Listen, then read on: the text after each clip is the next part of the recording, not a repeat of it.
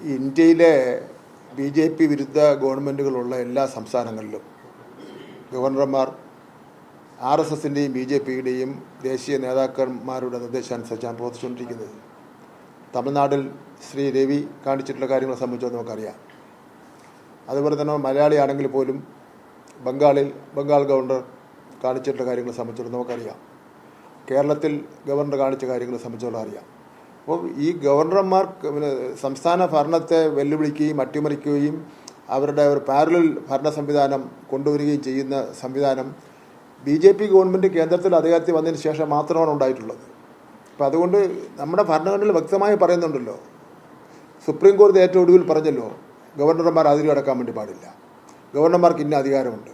ഇപ്പോൾ തിരഞ്ഞെടുക്കപ്പെട്ട ഒരു ഗവൺമെൻറ് ഉണ്ട്, ആ ഗവൺമെൻറ്റിന് ഒരു മന്ത്രിസഭയുണ്ട്. ആ മന്ത്രിസഭ എടുക്കുന്ന തീരുമാനം നടപ്പിലാക്കാനുള്ള അധികാരം മാത്രമേ ഗവർണർമാർക്കുള്ളൂ. അല്ല ഗവർണർക്ക് DGP വിളിച്ചു വരുത്തുവാനും വൈസ് ചാൻസലർ വിളിച്ചു വരുത്തുവാനും ഈ വൈസ് ചാൻസലറിൻ്റെ ചാൻസലർ എന്നൊക്കെ ഉള്ള പദവിയുണ്ടല്ലോ, അതെല്ലാം ഒരു ഓർണമെൻ്റിലെ പദവിയാണല്ലോ, എക്സിക്യൂട്ടീവ് അധികാരമുള്ള പദവിയല്ലല്ലോ. അപ്പം അതുകൊണ്ട് അങ്ങനെയൊന്നും തിരഞ്ഞെടുക്കപ്പെട്ട ഗവൺമെൻറ്റിനോട് ഏറ്റുമുട്ടാൻ വരുന്നത് ഗുണകരമല്ല. അത് ഇന്ത്യൻ ജനാധിപത്യത്തിൽ പറഞ്ഞിട്ടുള്ളതല്ല, ഇന്ത്യൻ ഭരണഘടനയെ പറഞ്ഞിട്ടുള്ളതല്ല. മുഖ്യമന്ത്രിയുടെ അധികാരം, മന്ത്രിമാരുടെ അധികാരം, ഇന്ദിരാധികം പറഞ്ഞ പഞ്ചായത്ത് മെമ്പർ അധികാരം പോലും നിർവഹിച്ചിട്ടുണ്ട്. അവരുടെ ഈ പഴയ ഗവർണർ ആരിഫ് മുഹമ്മദ് ഖാന്റെ അതേ നിലപാടിലേക്ക് രാജേന്ദ്ര അർലേക്കർ പോകുമെന്ന് തോന്നുന്നു. ഇതേക്കുറിച്ച് പ്ലാൻ ചെയ്ത് കാര്യങ്ങൾ ടൈം ടേബിൾ ഇട്ട് പോവുകയാണ്.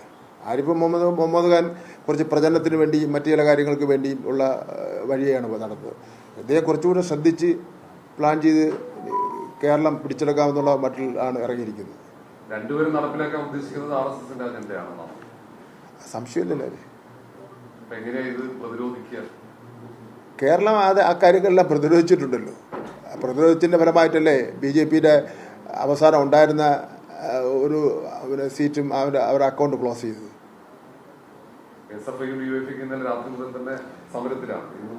കാരണം ഒരു ജനാധിപത്യ കേരളത്തിൽ എന്നും വിദ്യാഭ്യാസ രംഗത്ത് വലിയ മാറ്റത്തിന് വേണ്ടി നിന്നിട്ടുള്ള സംസ്ഥാനമാണല്ലോ കേരളം. ഇന്ന് നിങ്ങൾ പത്രങ്ങളിൽ കണ്ടിട്ടുണ്ടല്ലോ, നമ്മൾ ഇന്ത്യയിൽ നമ്മൾ 1ാം സ്ഥാനത്ത് 2ാം സ്ഥാനത്ത് വന്നിരിക്കുകയാണ്. നമുക്ക് ഒരു പൈസ പോലും അവർ തന്നിട്ടില്ല. ഇന്ത്യയിൽ നമ്മൾ 1-2 സ്ഥാനത്ത് വന്നിരിക്കുകയാണ്. അത് നമ്മൾ നടത്തിയിട്ടുള്ള പരിശ്രമമാണ്. ഇപ്പോൾ കേരള ഗവൺമെൻറ് ഇപ്പോൾ ഒന്നിനൊരു കുറവല്ലല്ലോ. സ്വാഭാവികമായിട്ട് നമുക്ക് കിട്ടേണ്ട കാശ് കുറയുമ്പോൾ അതിൻ്റെ ഒരു ബുദ്ധിമുട്ടുണ്ടാവും. പക്ഷേ ജനങ്ങളുടെ ദൈനംദിന ആവശ്യങ്ങൾ ഒന്നുപോലും ബുദ്ധിമുട്ടുണ്ടാവുന്നില്ലല്ലോ. ജനങ്ങൾ കേരളത്തിൽ പട്ടിണി കിടക്കുന്നില്ലല്ലോ.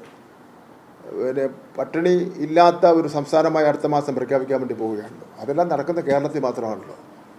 ഈ BJP ഗവർണർമാരെല്ലാം ജനിച്ചു വളർന്ന നാട്ടിലും അവർ ഗവർണർമാരിരുന്ന മറ്റു സംസ്ഥാനങ്ങളിൽ എന്താ സ്ഥിതി? പട്ടിണിയുടെയും തൊഴിലില്ലായ്മയുടെയും വിദ്യാഭ്യാസത്തിനും സ്ഥിതി എന്താ? ഇവരെല്ലാം ഇരുന്ന സംസ്ഥാനങ്ങളിൽ വാരിക്കോരി കൊടുത്തല്ലോ കാശ് വിദ്യാഭ്യാസത്തിന് വേണ്ടി. അവിടെ എന്തെങ്കിലും റിസൾട്ട് ഉണ്ടായോ? ഒരു റിസൾട്ട് ഉണ്ടായിട്ടില്ല.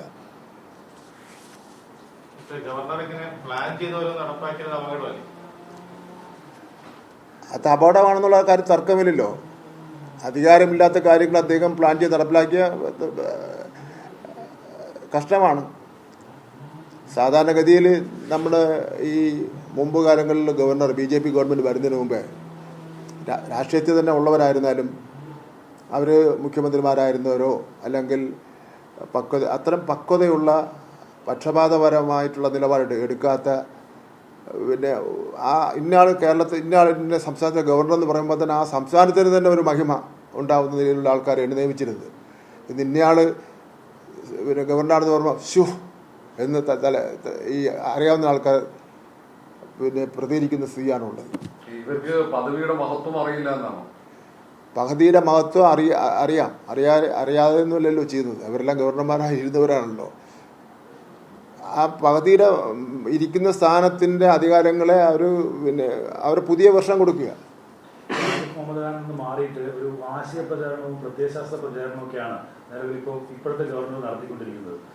അതിന് ബദലായൊരു പ്രചാരണമോ അല്ലെങ്കിൽ ജനങ്ങളെ അതൊന്നും അറിയിക്കാനുള്ളൊരു നടപടിയോ CPMന്റെയോ അല്ലെങ്കിൽ സർക്കാരിന്റെ ഭാഗത്തുണ്ടാകുന്നത്? ഗവൺമെന്റ് കാര്യമായിട്ട് ഈ കാര്യങ്ങളെ സംബന്ധിച്ച് ജനങ്ങളെ അറിയിച്ചുകൊണ്ടിരിക്കുക തന്നെയാണ്. വിദ്യാഭ്യാസ രംഗത്തെ പ്രശ്നങ്ങൾ അത് വിദ്യാഭ്യാസ രംഗത്ത് പ്രവർത്തിക്കുന്നത് അറിയിച്ചുകൊണ്ടിരിക്കുകയാണ്. നമ്മുടെ ഉന്നത വിദ്യാഭ്യാസ മേഖലയെ തകർക്കുന്നതിന് വേണ്ടിയും ഉന്നത വിദ്യാഭ്യാസ മേഖലയിൽ ഉണ്ടായിക്കൊണ്ടിരിക്കുന്ന നേട്ടങ്ങൾ അതിനെ ഉയർത്തി കാണിക്കുന്നതിന് വേണ്ടിയും ഉള്ള പരിശ്രമമാണ് ഇപ്പോൾ ഗവർണർ നടത്തിക്കൊണ്ടിരിക്കുന്നത്. നേരത്തെയും ഗവർണർ നടത്തിക്കൊണ്ടിരിക്കുന്നത് അത് തന്നെയാണ്. അത് നമുക്ക് ബാധിക്കുന്നത് നമ്മുടെ കുട്ടികളെയാണ് ബാധിക്കുന്നത്, രക്ഷകർത്താക്കളെയാണ് ബാധിക്കുന്നത്, നമ്മുടെ ഉന്നത വിദ്യാഭ്യാസ രംഗത്തെയാണ് ബാധിക്കുന്നത്.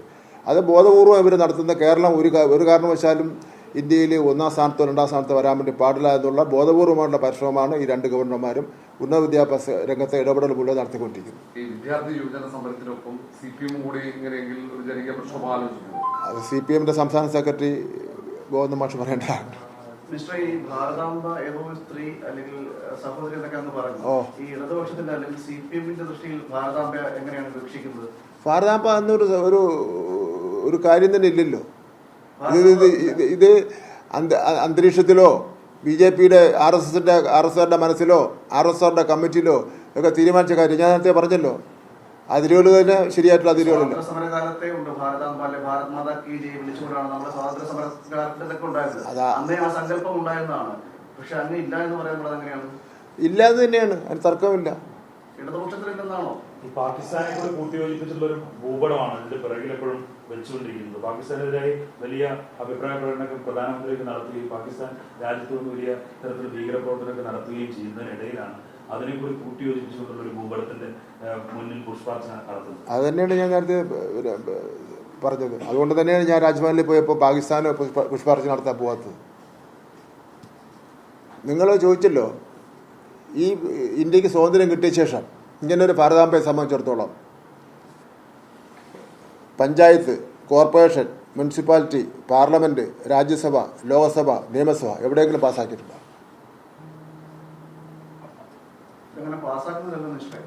ജനങ്ങളുടെ ഭാരതീയരുടെ മനസ്സിൽ കൂടിയിരിക്കുന്നത് അത് RSSന്റെ മനസ്സിലാണ്.